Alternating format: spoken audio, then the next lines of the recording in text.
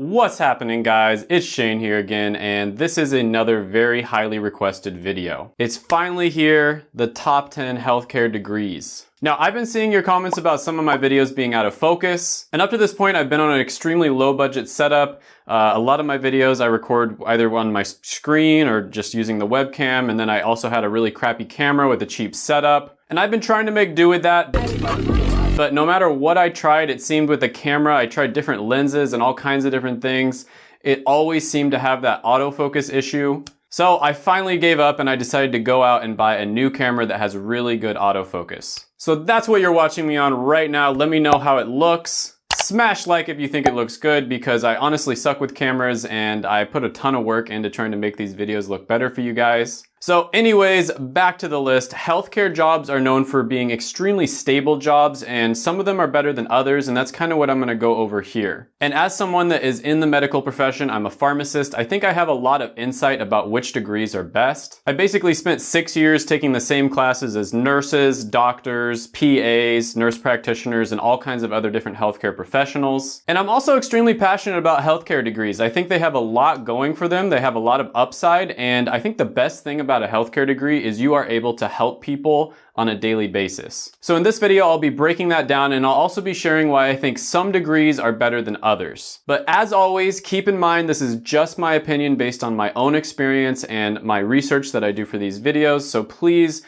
make sure to do your own research. Don't just believe a stranger on the internet. Make sure to look these things up yourself. So number 10 on the list is going to be dentist, and I think this is one that everyone's relatively familiar with. So one thing about being a dentist is you often have to go extremely deep into debt. Sometimes you're actually taking out more debt than if you were a medical doctor. In fact, the average debt for graduating dentists is estimated to be around $285,000. That's really high, and the problem is, even though you go into more debt than a medical doctor, you don't make nearly as much as they do. For this reason, many dentists will actually have a negative net worth, meaning they have a net worth less than zero, sometimes into their 30s and 40s. And sure, after you dig yourself out of that hole, you're gonna be making an amazing salary, everything's gonna be great, but that is a lot of risk and a lot of time before you actually start making decent money. And I personally shy away from degrees like this because I personally just don't want to be that deep in debt during the best years of my life. I want to be able to actually enjoy these years. Even though dentists probably make quite a bit of money in the long run,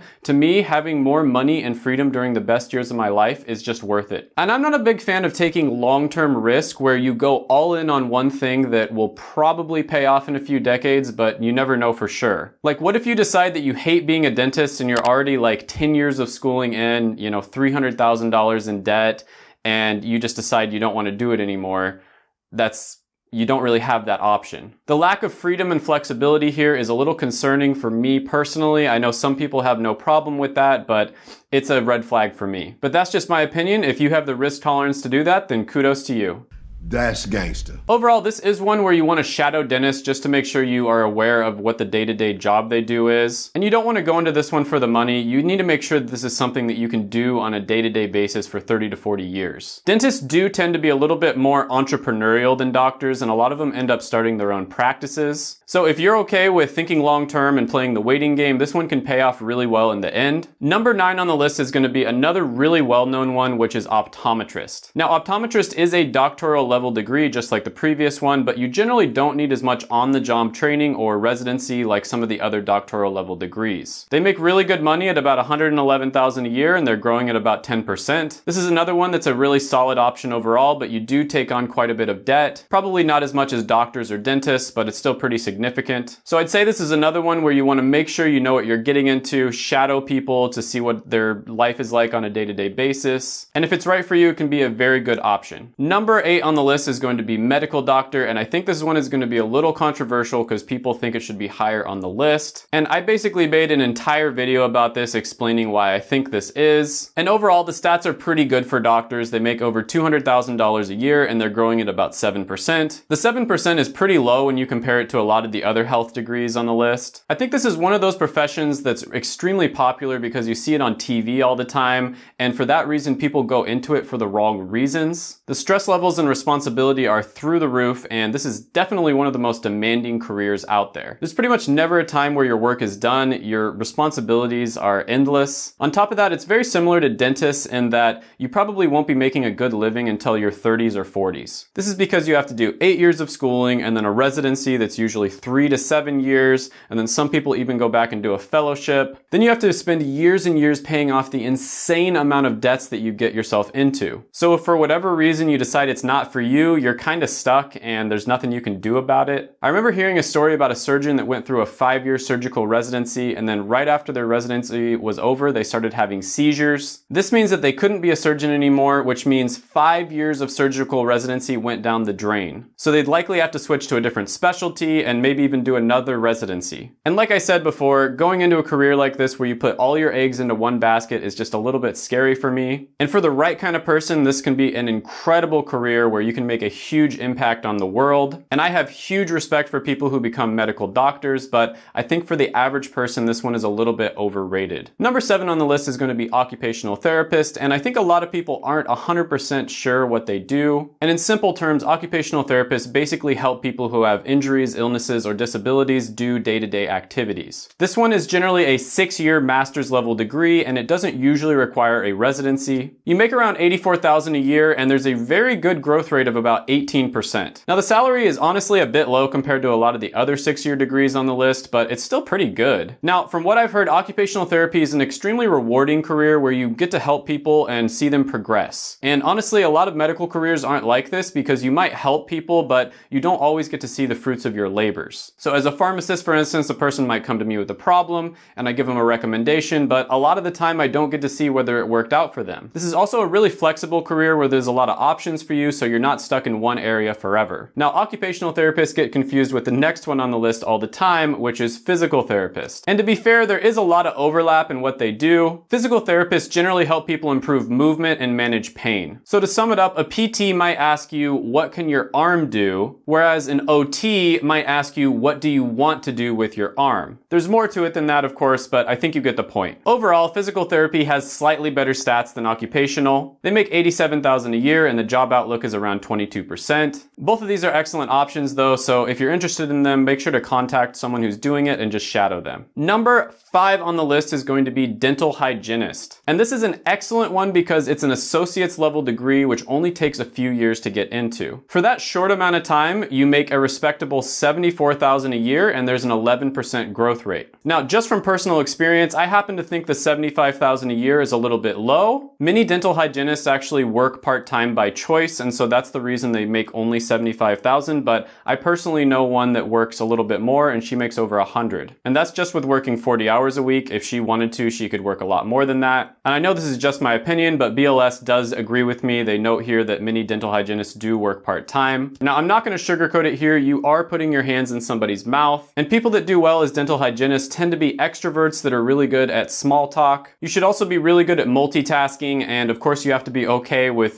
putting your hands in someone's mouth. Now, although BLS does say there's very good job outlook, a lot of people that I talk to are telling me that schools are pumping out a lot of students, and if that's not regulated, it will probably end up getting saturated relatively soon. So that's just something to keep in mind. I think one of the weaknesses with this one is that people go into it without really knowing what they're getting into. And this one isn't nearly as flexible as a lot of the other healthcare careers where you can easily just switch to doing something else. Overall, this is still really good for an associate's level degree though. Now, number 4 on the list is nursing, and this is one of the most flexible degrees. Now, there are so many different ways to become a nurse, and it depends on a bunch of different factors. You know, there's accelerated programs. Some areas don't require you to actually get a 4-year bachelor degree.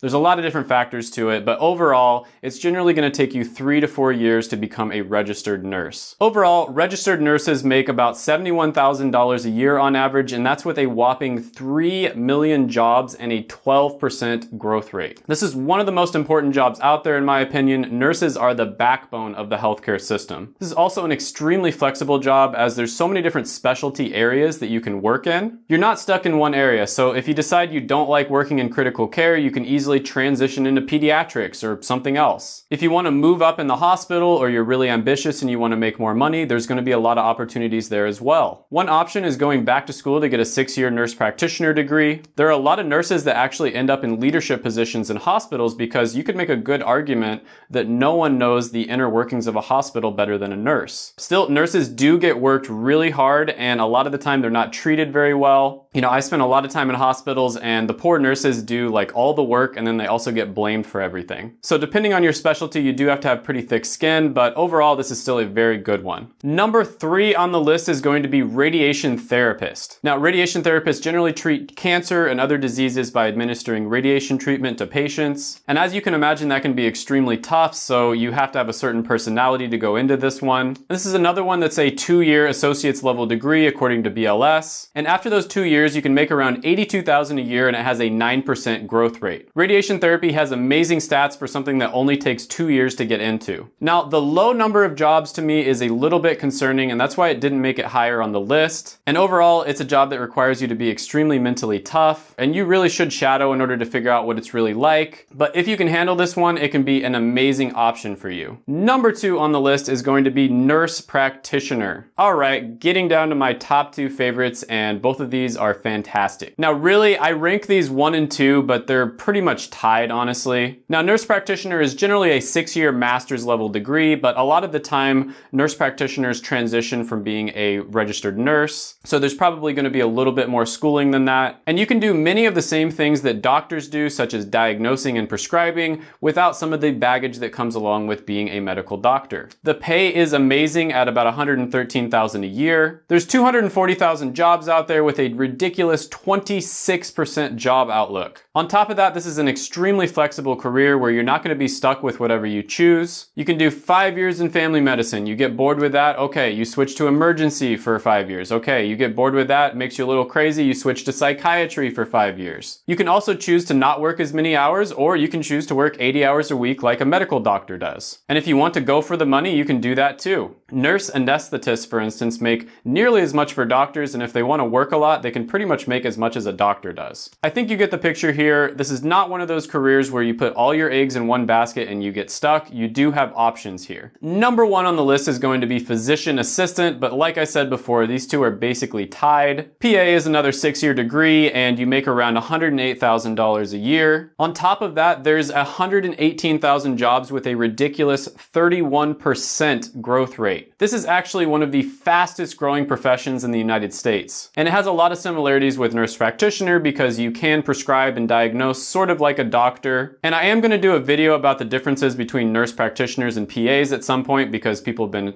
wanting me to do that. But without getting too deep into the details, nurse practitioners generally have a little bit more power than PAs, although their power tends to be concentrated in whatever specialty that they're in. Nurse practitioners technically don't have to work under a doctor, whereas PAs do. And PAs are basically like mini doctors, more or less. And it's even easier for PAs to switch specialties than it is for nurse practitioners. In fact, I've actually seen PAs work in multiple different specialties at once. For this reason, PA is even more flexible than NP. Becoming a PA also generally will take a little bit less time to get into for the average person, whereas from the research I did, nurse practitioners are generally recognized internationally, whereas PAs aren't yet. This means that if you move to London, you might be able to keep your job as a nurse practitioner, whereas if you were a PA, you might not. Overall, both of these are fantastic options that tick all the boxes, and they're flexible and they're just amazing. Check my videos out right here. I made them just for you. Go ahead, smash the like button, hit the subscribe button, ring the little notification bell, and then comment down below any comments, criticisms, ideas, etc. that you have on the video. Thank you so much for watching, and bye for now.